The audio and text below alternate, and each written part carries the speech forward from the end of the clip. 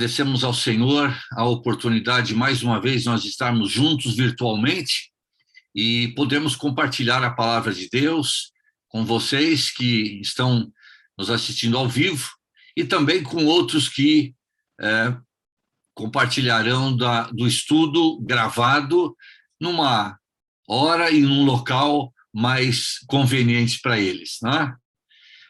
Nós vamos fazer hoje um estudo de um trecho no Evangelho de Lucas, capítulo 23. Enquanto vocês preparam a sua Bíblia, o seu celular aí nesse trecho da Palavra de Deus, eu vou compartilhar aqui uma tela com vocês.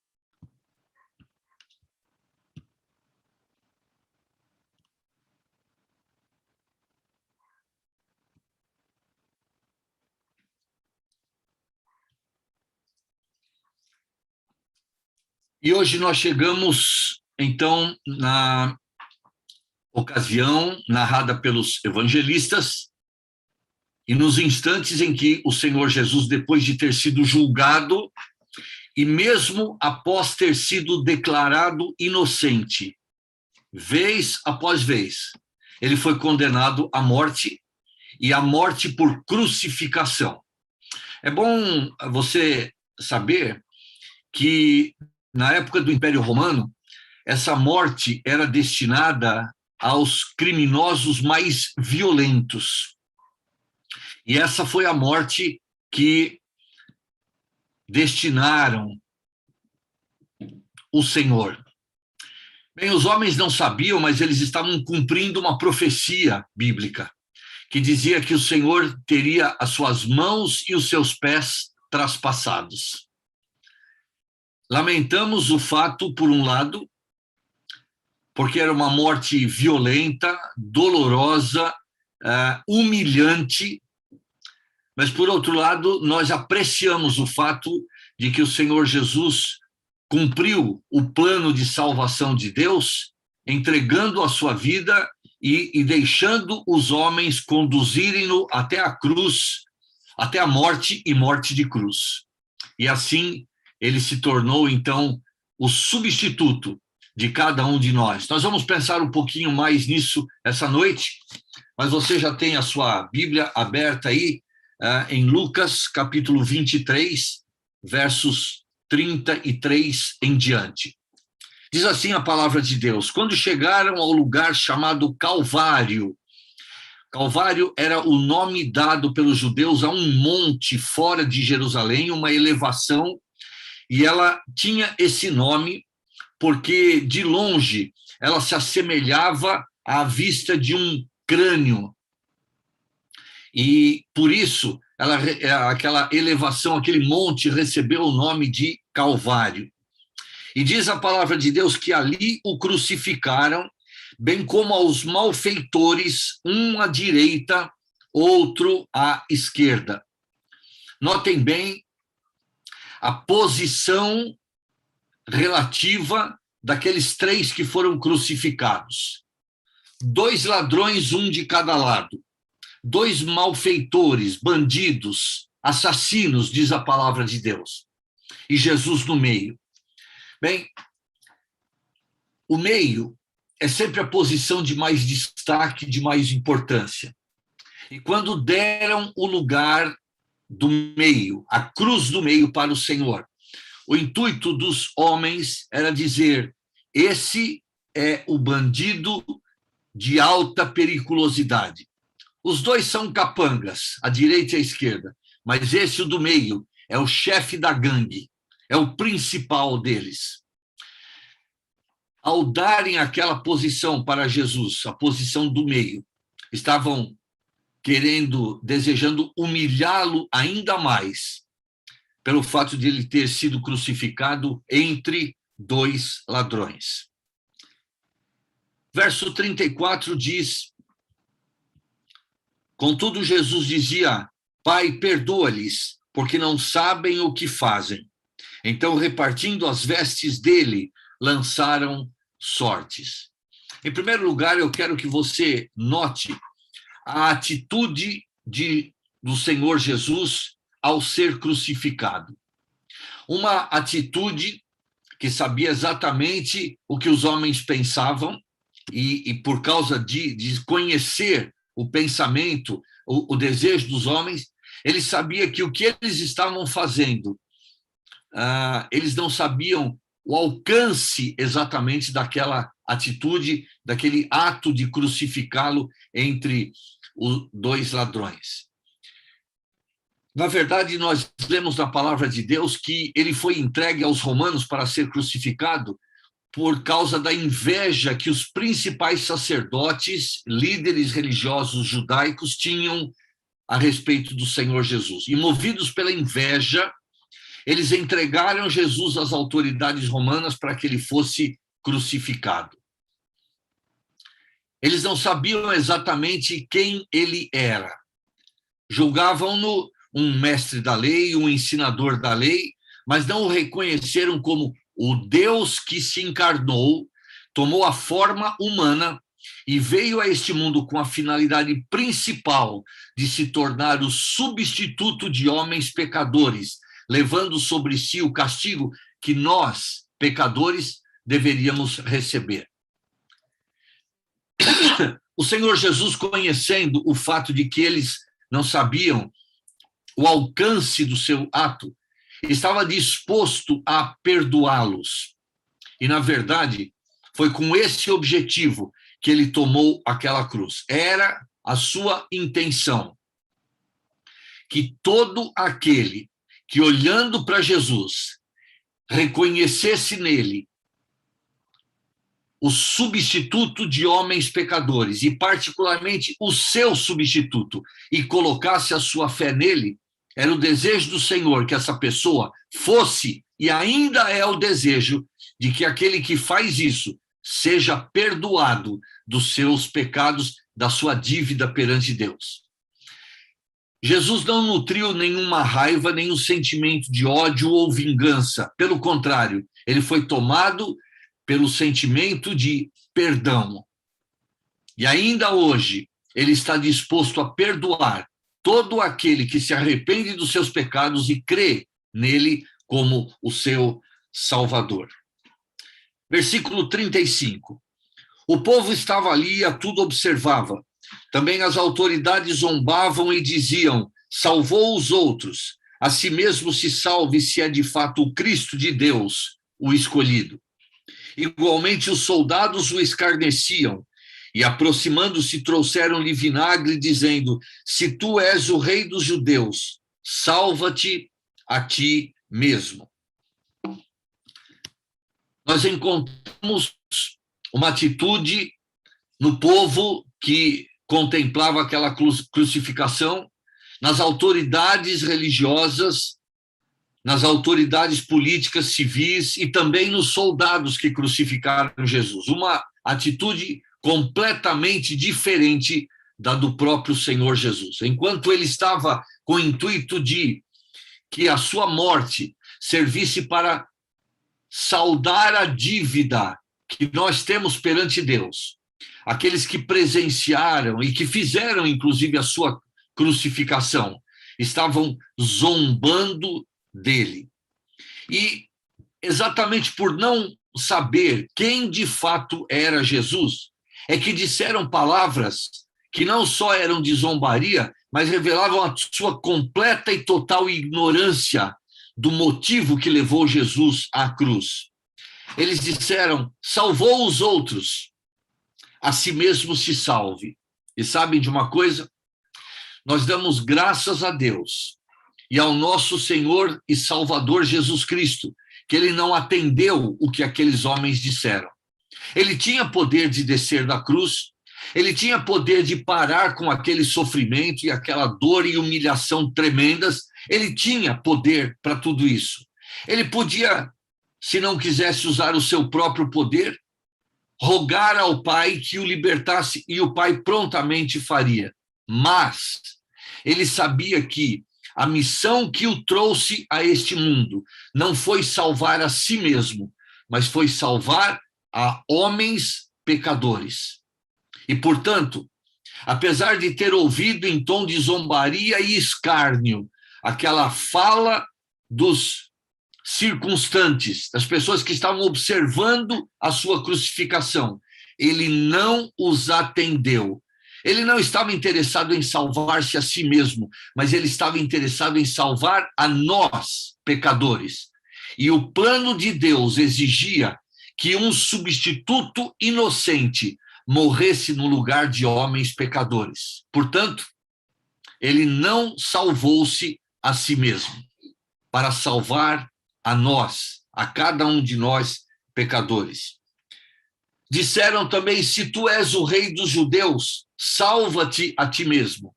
E mais uma zombaria, mais um escárnio que ele não levou a sério e não atendeu. Sim, ele era não só o rei dos judeus. O próprio evangelista Mateus mostra no capítulo 1 do seu evangelho, através da genealogia de Jesus, que ele tinha direito ao trono de Israel. Pela sua genealogia paterna, como descendente de José, ele também era descendente de Davi, e ele tinha direito ao trono de Israel. Ele era o verdadeiro rei dos judeus. No entanto, ele não veio para reinar, naquela época, no reino material e físico. E para reinar na vida de homens pecadores, ele precisa primeiro salvá-los da condenação eterna. E por essa razão, ele também não desceu da cruz e não se preocupou em salvar-se a si mesmo. Em terceiro lugar, eu quero que vocês olhem a atitude daqueles dois que foram crucificados junto com o Senhor Jesus. O evangelista diz, no verso 39, um dos malfeitores crucificados blasfemava contra ele, dizendo, não és tu o Cristo? Salva-te a ti mesmo e a nós também. Se você olhar no Evangelho de Mateus, capítulo 27, verso 44, você vai perceber que no início da crucificação, os dois ladrões que foram crucificados junto com o Senhor blasfemavam dele. Dirigiram a ele palavras ofensivas, palavras que o humilharam. E, na verdade, a Bíblia diz que ele suportou não apenas a zombaria dos que estavam ali presenciando a crucificação, mas ele suportou até mesmo a blasfêmia dos que foram crucificados junto com ele. É impressionante o relato bíblico que mostra que o Senhor Jesus, ao não revidar as zombarias e blasfêmias que foram dirigidas a ele, ele sabia exatamente por que é que ele estava sendo crucificado. Apesar de a Bíblia dizer que os principais sacerdotes o tinham entregue às autoridades romanas, motivados pela sua inveja de Jesus, de fato não foi isso que segurou o Senhor Jesus ali na cruz. Não foram muito menos os cravos que os soldados romanos usaram para pregar o corpo de Jesus ali na cruz. Mas o que segurou, o que levou Jesus à cruz e o segurou ali crucificado, foi o seu grande amor por cada um de nós. Ele não desceu da cruz, poderia ter feito isso, ele tinha poder para isso. Ele podia rogar ao Pai e o Pai faria isso. Mas o seu grande amor por nós e o plano de salvação que ele mesmo arquitetou na eternidade passada junto com o Pai, estabelecia que para homens pecadores serem salvos, era preciso que o pecado deles fosse castigado sobre uma vítima inocente que se tornaria o substituto de homens pecadores. Sabendo de tudo isso, plano de salvação que, aliás, ele mesmo havia arquitetado, ele se deixou levar até a cruz, permitiu que os homens o pregassem, e mesmo ouvindo zombarias e blasfêmias, ele não saiu da cruz. A sua missão era tornar-se o substituto de homens pecadores. Agora, Mateus mostra que no início da crucificação, os dois ladrões blasfemavam contra Jesus, mas Lucas nos diz que um deles disse as mesmas palavras que muitos ali da multidão e até mesmo soldados disseram: não és tu o Cristo, o Messias, aquele de quem os profetas do Velho Testamento falaram e profetizaram a vinda? Salva-te a ti mesmo e a nós também. Bem, nós já vimos que o Senhor Jesus não estava disposto a salvar-se a si mesmo. Ele não estava interessado no seu bem-estar. Ele estava interessado em nos dar a salvação eterna. Mas ele também sabia que para salvar os ladrões que tinham sido crucificados com ele, e salvá-los não apenas da crucificação física, mas acima de tudo da morte eterna, que é o castigo pelo nosso pecado diante de Deus, ele precisava continuar ali na cruz para tornar-se o substituto diante de Deus de homens pecadores, inclusive dos ladrões. E por isso, ele não salvou-se a si mesmo e nem fez com que os ladrões descessem da cruz. Eles tinham feito coisas merecedoras, dignas da morte por crucificação. E o Senhor Jesus ensinou para eles: vocês têm que pagar diante dos homens pelo que vocês fizeram. Mas diante de Deus, ele se ofereceu para ser o substituto, inclusive dos ladrões que foram crucificados junto com ele. E por essa razão, ele não desceu da cruz e nem tirou os ladrões da cruz. Mas agora, eu quero focalizar e dirigir os meus pensamentos e os pensamentos de vocês para um dos dois ladrões.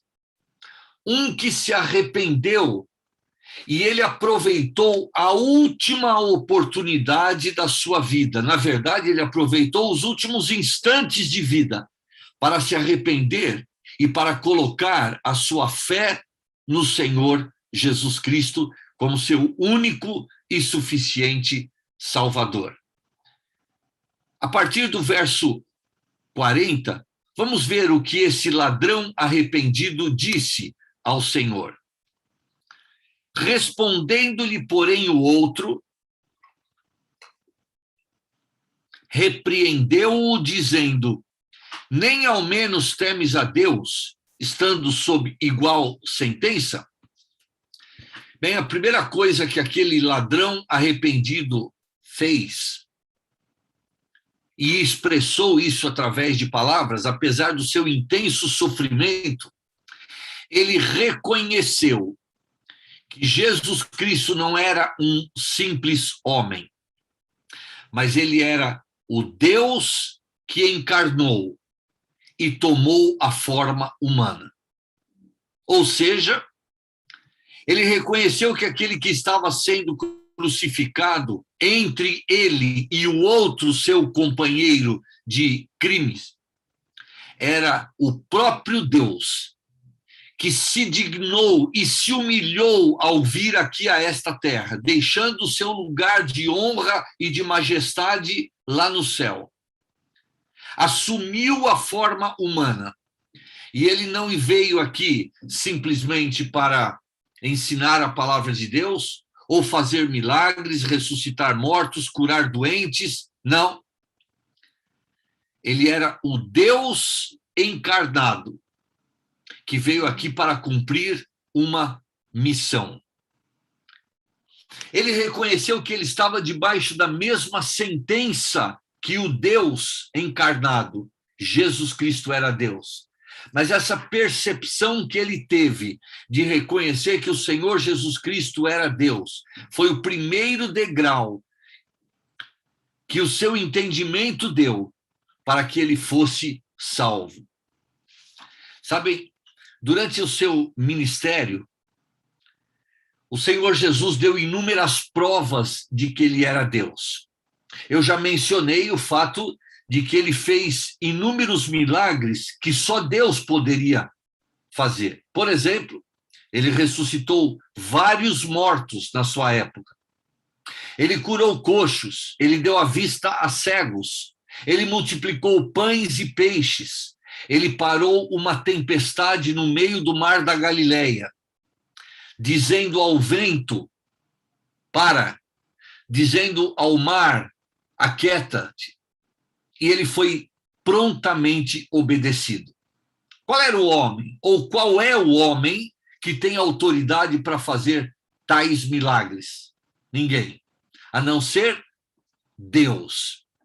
Jesus Cristo mostrou que era Deus através da realização destes milagres. Ele mostrou que só Deus, que é o Todo-Poderoso, que tem poder total sobre as doenças, sobre a natureza e sobre tudo e sobre todos, porque ele é o criador de tudo. Só Deus poderia realizar tais milagres. E Jesus Cristo, sendo Deus e homem ao mesmo tempo, ele provou a sua divindade realizando tais milagres. Talvez aquele ladrão já tinha ouvido falar dos milagres de Jesus. E talvez nunca tinha parado para pensar, mas agora, estando debaixo do mesmo castigo que Jesus Cristo, ele reconheceu: Jesus Cristo é Deus. Que maravilha! Essa percepção que ele teve, estando crucificado ao lado do Senhor. Continua em verso 41.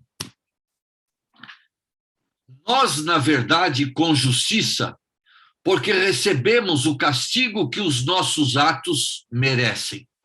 A segunda coisa que aquele ladrão arrependido fez, ele reconheceu que ele estava recebendo o castigo devido, merecido, por causa dos seus atos.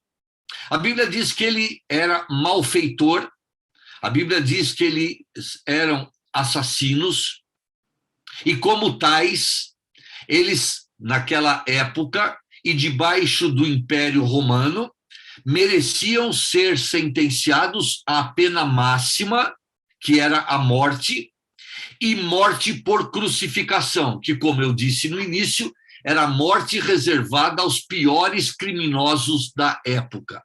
Sim, sem dúvida nenhuma, aqueles homens eram os piores criminosos da sua época e, portanto, de acordo com a lei romana, merecedores da crucificação.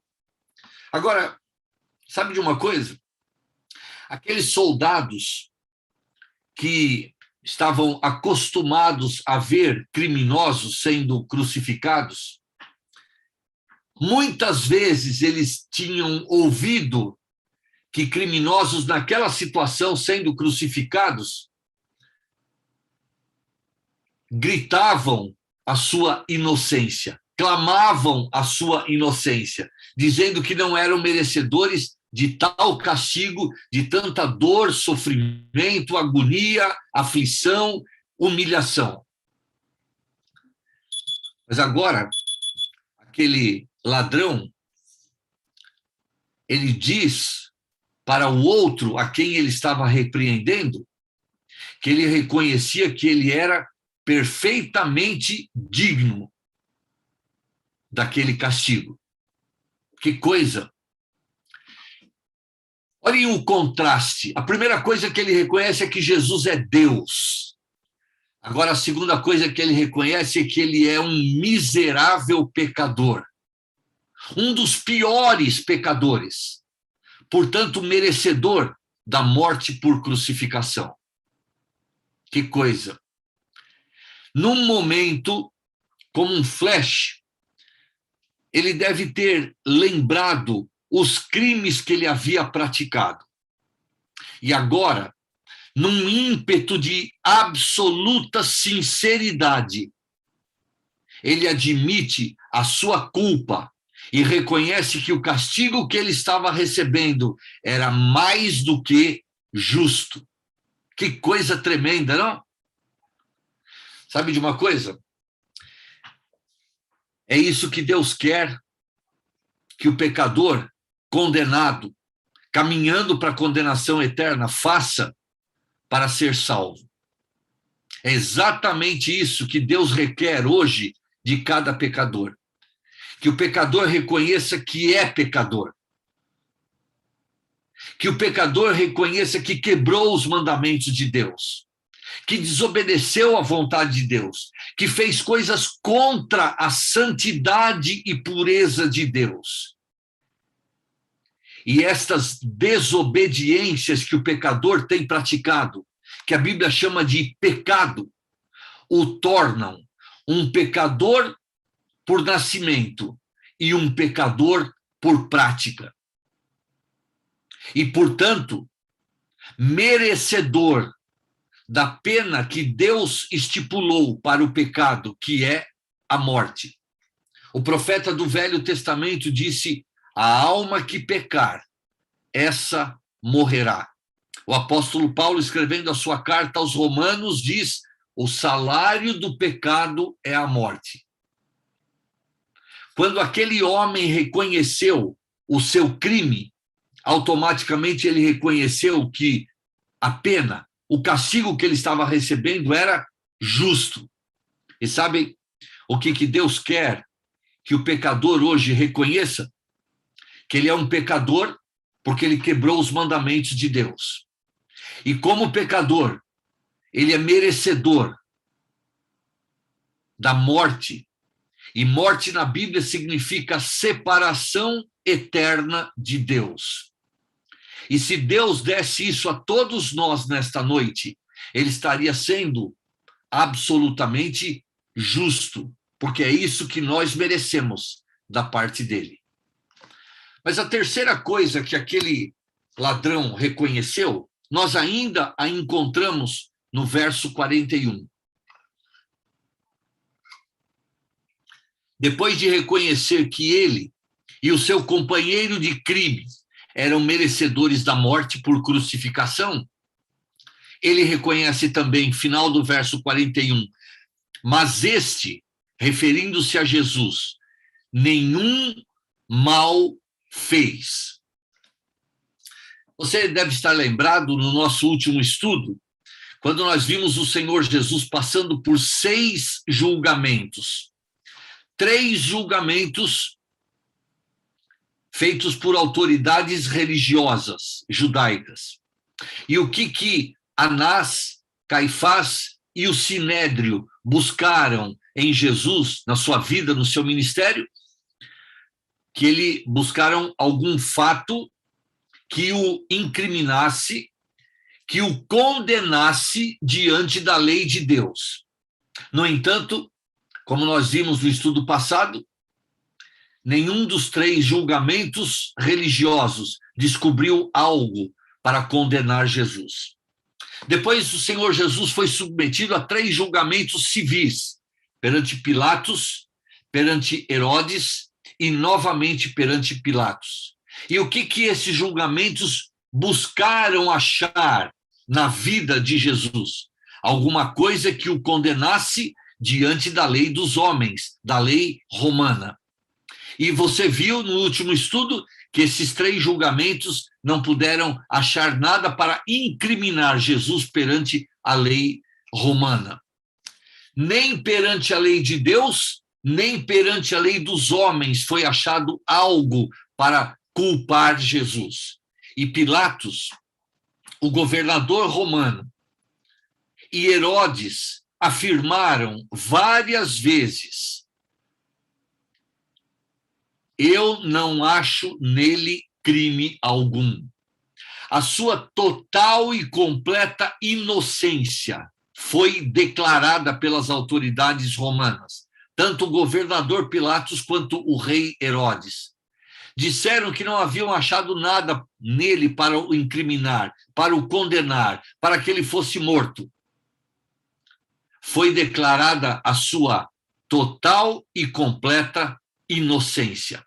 Agora, até um daqueles ladrões que estava sendo crucificado junto com Jesus, declara a sua inocência. Quando ele afirma, este, referindo-se a Jesus, nenhum mal fez. Mais um que declara a completa inocência do Senhor.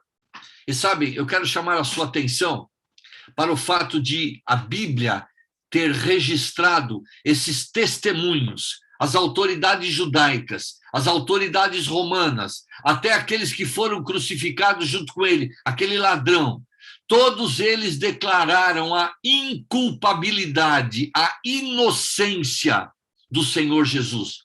E sabe por que Deus deixou isso registrado na Bíblia? Porque no plano de salvação de Deus para nós, pecadores, Deus permitia, e ainda permite, que alguém morra no lugar do pecador, mas esse substituto do pecador tem que ser totalmente inocente. Sabem por que eu não poderia me oferecer como substituto de qualquer um de vocês, pecadores? Sabe por quê? Porque eu também sou um pecador. E tirar qualquer um de vocês ali da cruz e colocar o Davi é trocar 6 por meia dúzia. É tirar um pecador e colocar outro pecador. Mas a Bíblia tinha que deixar registrada que o Senhor Jesus Cristo foi avaliado por todos que o cercaram e foi declarado justo, sem pecado, inocente, porque esse era exatamente o plano de Deus, que o nosso substituto fosse totalmente inocente. E nessa terra, só um pisou aqui nesta terra, que foi totalmente inocente, e esse um era o próprio Senhor Jesus. Aquele ladrão reconheceu a total inocência de Jesus. Versículo 42. Depois de todos esses reconhecimentos, ele acrescenta: Jesus, lembra-te de mim quando vieres no teu reino. Interessante, porque agora a quarta coisa que aquele ladrão arrependido faz é chamar Jesus pelo nome. E quando ele chama Jesus pelo nome, ele sabia exatamente o que é que representava, o que é que significava o nome Jesus. No Evangelho de Mateus, capítulo 1, verso 21, quando o anjo aparece a José e lhe diz que a sua noiva ia ficar grávida pela ação do Espírito Santo e que o resultado dessa gravidez seria o nascimento de uma criança, um menino. O anjo disse: o seu nome será Jesus. José e Maria não tiveram a liberdade e a oportunidade, apesar de ser o seu filho natural e adotivo, não tiveram a oportunidade de escolher o nome da criança que nasceu. Porque aquela criança tinha uma missão. A missão era ser o salvador de homens pecadores. E essa missão foi declarada quando o anjo disse o nome que aquela criança deveria receber. Seu nome será Jesus, porque ele salvará o seu povo dos seus pecados. O nome Jesus significa Salvador. E quando aquele ladrão arrependido chama Jesus pelo nome, ele está dizendo, depois de reconhecer que Jesus era Deus, depois de reconhecer que ele era um pecador e merecia aquele castigo, depois dele reconhecer que Jesus não tinha pecado absolutamente algum, ele agora chama Jesus de o seu Salvador, ou em outras palavras, ele coloca a sua fé e a sua confiança em Jesus. Reconhece que ele é o seu substituto, não diante dos homens, mas diante de Deus. E, portanto, ele coloca sua fé em Jesus Cristo e na sua morte substitutiva, no lugar dele, um pecador perdido. E ele chama Jesus, o Senhor é o meu Salvador. Chamar Jesus pelo nome significou exatamente isso, reconhecer que Jesus era o seu Salvador. Aliás, foi esta a missão que trouxe Jesus a esta terra. Finalmente, ele acrescentou: lembra-te de mim quando vieres no teu reino. Em cima da cabeça do Senhor Jesus havia uma tabuleta, e você encontra os dizeres que estavam escritos nesta tabuleta no versículo 38. Também sobre ele estava esta epígrafe em letras gregas, romanas e hebraicas: este é o rei dos judeus. Mas sabe de uma coisa? Aquela escrita em cima da sua cabeça foi escrita em tom de zombaria, de escárnio. Na verdade, isso era parte da zombaria que os soldados deram ao Senhor. Porque, já que ele era um rei, os soldados lhe deram uma coroa, mas uma coroa de espinhos. Já que ele era rei, deram-lhe um manto de púrpura. Já que ele era rei, deram-lhe um caniço, como se fosse um cetro. E ajoelharam-se diante dele, zombando e batendo nele. E depois colocaram aquela placa em cima da cabeça de Jesus: este é o rei dos judeus. E essa placa completava a zombaria que deram a ele. Mas aquele ladrão arrependido, ele reconhece que Jesus é rei. E ele reconhece que Jesus virá um dia para estabelecer o seu reino aqui na terra. Ele não fala em tom de zombaria, mas ele, depois de reconhecer que Jesus era o seu Salvador, ele diz: nos poucos instantes de vida que me restam, o Senhor vai reinar na minha vida. E quando o Senhor vier estabelecer o seu reino aqui na terra, Senhor, lembra-te de mim. Talvez ele achava que o encontro dele com o Senhor no estabelecimento do reino ia acontecer só dali a muito tempo. Um fato escatológico, futurista. Mas sabem, depois de dar cada um destes passos que nós citamos aí, aquele ladrão arrependido ouviu as palavras mais doces que em toda a sua vida ele não havia ouvido. Qual foi a resposta de Jesus? Versículo 43. Jesus lhe respondeu: em verdade te digo que hoje estarás comigo no paraíso. Eu quero que você pare por um instante e perceba o significado espiritual destas palavras. Em primeiro lugar, o Senhor Jesus perdoou os pecados daquele ladrão. Sim, perante os romanos, ele tinha uma pena a receber devido aos seus atos criminosos. Mas ele não tinha uma dívida só para com os romanos e ele estava pagando essa dívida através da crucificação. Ele tinha uma dívida diante de Deus, e uma dívida que produziria morte eterna, isto é, separação eterna de Deus. Mas quando ele reconhece que Jesus era Deus, e Jesus era o seu Salvador, e coloca a sua fé em Jesus, e se arrepende dos seus pecados, ele tem a sua dívida diante de Deus perdoada. Imediatamente, antes mesmo dele dar o último suspiro, ali na cruz, ele teve a sua dívida diante de Deus perdoada. Próxima coisa, dívida perdoada produz paz no interior, na mente e no coração desta pessoa. Sim, o apóstolo Paulo, escrevendo a carta aos Romanos, no capítulo 5, verso 1, ele diz: justificados, pois, mediante a fé, temos paz com Deus, por meio de nosso Senhor Jesus Cristo.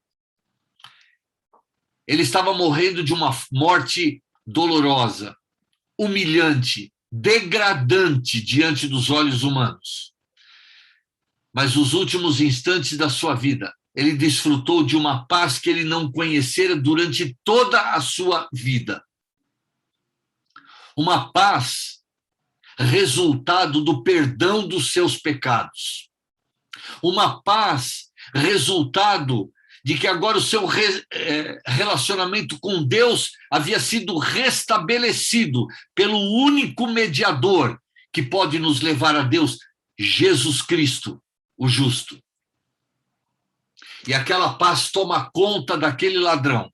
E apesar da dor física que ele está experimentando por causa da crucificação, ele desfruta de uma paz espiritual e emocional, que era a certeza, era a consequência da certeza do perdão dos seus pecados que ele havia recebido.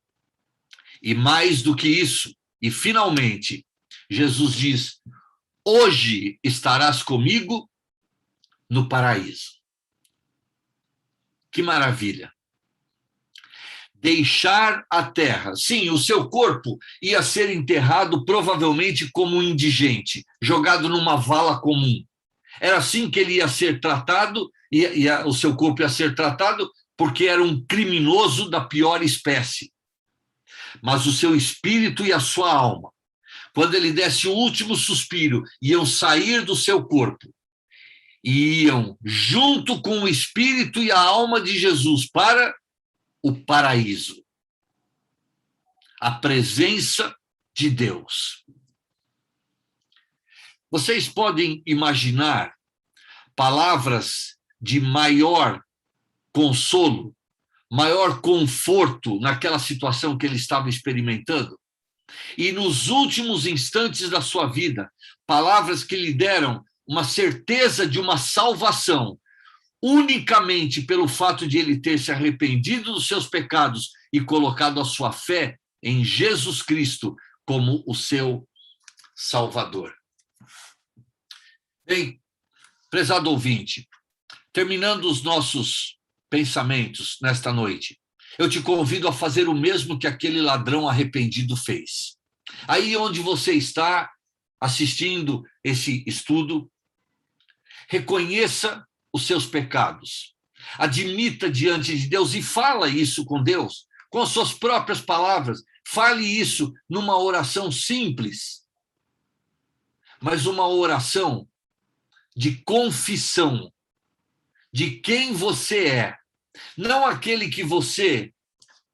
imagem que você tenta passar para as outras pessoas, porque você sabe que Deus te conhece do seu mais interior.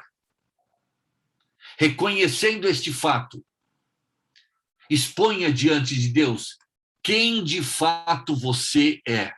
Um pecador, um desobediente à lei de Deus, alguém que tem vivido talvez longos anos, completamente alheio à vontade de Deus, sem se interessar por Deus, mas agora você tem ouvido o Evangelho, a mensagem de salvação, e você quer dar os mesmos passos que aquele ladrão arrependido deu.